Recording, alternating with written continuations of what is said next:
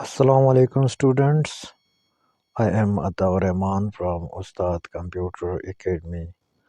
Students, इस lecture में हम सेकेंडरी मेमोरी के बारे में डिटेल से डिस्कशन करेंगे कि सेकेंडरी मेमोरी है एक्चुअली क्या और इसमें कौन कौन से सब आइटम शामिल हैं।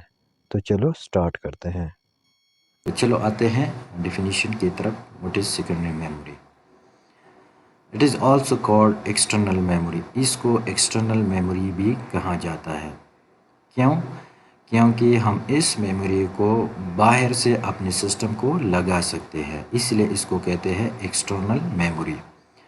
फॉर एग्ज़ाम्पल अगर मैं ले लो USB के एग्ज़ाम्पल या मेमोरी कार्ड के एग्ज़ाम्पल या CD के एग्ज़ाम्पल, तो इन डिवाइसेस को, इन स्टोरेज डिवाइसेस को हम अपने सिस्टम को लगाते हैं बाहर से, इसलिए इसको कहते हैं external memory. Also called permanent memory, और इसको परमानेंट मेमोरी भी कहा जाता है। क्यों?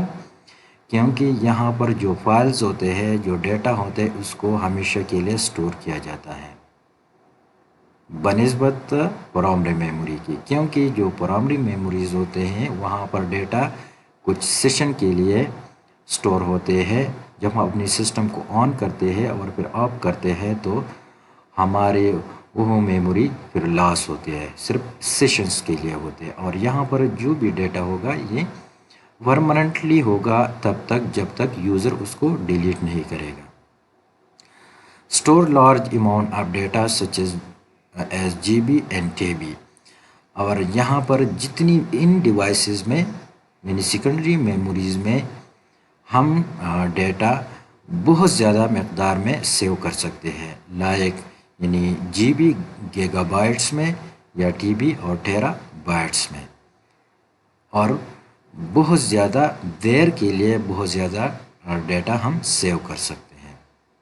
जैसे कि अगर हमारे पास हार्ड डिस्क से है 1 टेराबाइट के, तो हम उसमें बहुत ज़्यादा डेटा सेव कर सकते हैं। या हमारे पास USB है 30 GB या 64 GB, तो उसमें भी हम काफ़ी डेटा को सेव कर सकते हैं बनिस्बत हमारी प्राइमरी मेमोरी। वहाँ पर यानी रैम में हम थोड़े डेटा कुछ वक्त के लिए स्टोर कर सकते हैं। स्लोअर देन प्राइमरी मेमोरी, और ये जो मेमोरी होगा ये प्राइमरी मेमोरी से फंक्शन में स्लो होगा। क्यों? क्योंकि जब हम डेटा एक्सेस करते हैं इन डिवाइसेस से CPU यानी सेंट्रल प्रोसेसिंग यूनिट, तो सबसे पहले आपका डेटा लोड हो जाएगा रैम में, फिर रैम से आपका डेटा जाएगा CPU में। तो इसी तरह इसका फंक्शन बहुत स्लो होगा।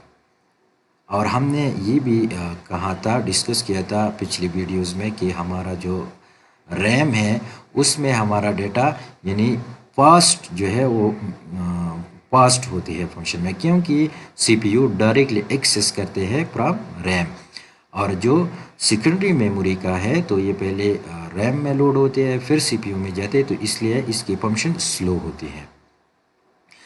अब स्टूडेंट कुछ एग्जांपल की तरफ आते हैं। तो राइट साइड पर एक इमेज है, इसमें जितनी भी स्टोरेज डिवाइसेस हैं ये हमारे पास है सेकेंडरी मेमोरीज, जिसमें हमारे पास हार्ड डिस्क है, USB फ्लैश ड्राइव है या मेमोरीज है।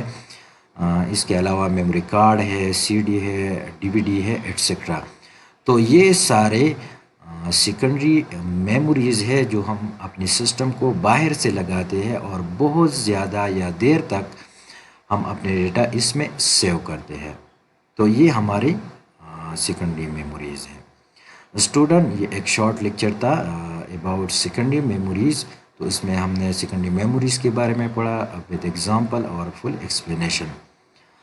स्टूडेंट, अगर आपको मेरा वीडियो अच्छा लगा तो काइंडली सब्सक्राइब और channel, also share with your friends and press the bell icon, ताकि मैं नया वीडियो अपलोड करूँ तो आप लोगों को नोटिफिकेशन आ जाए। तब तक के लिए इतना ही, इंशाल्लाह मिलते हैं नेक्स्ट लेक्चर में। अल्लाह हाफिज़।